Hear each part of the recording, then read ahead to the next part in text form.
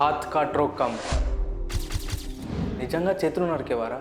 అవును, old Goa 1560 Portuguese rulers Goa inquisition అమలు చేశారు క్రిస్టియానిటీలోకి బలవంతంగా మతం మార్చడానికి. మతం కోసం చట్టమా? ఎందుకు?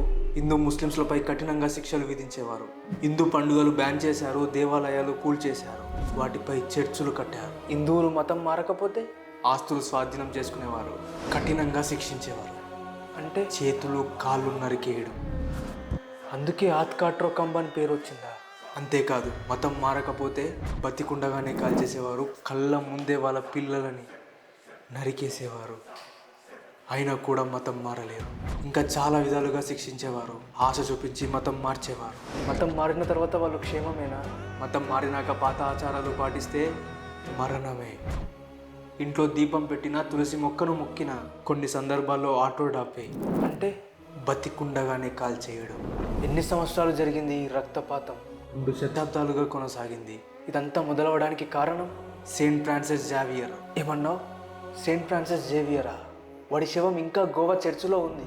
హిందూ దేవాలయాలని ధ్వంసం చేశాడు, విగ్రహాలని పగలగొట్టాలని ఆదేశించాడు. పగలగొడుతుంటే నాకెంతో సంతోషంగా ఉంది అని వ్యక్తపరిచాడు. తనే గోవా ఇన్క్విజిషన్కి కారణం. వాడిని చూడడానిక సెక్యులర్లు వెళ్తారు. మన ఇండియాలో వాడిపై ఎన్నో చర్చలు ఉన్నాయి. ఇవన్నీ నీకెలా తెలుసు? Any proofs? French traveller de Laval Goa inquisition క్రూరత్వాన్ని తన పుస్తకాల్లో రాశాడు. It's a documented fact. వాళ్ళ ఆశయం ఒక్కటే, ఒకప్పుడు. హింసతో మతం మార్చేవారు. ఇప్పుడు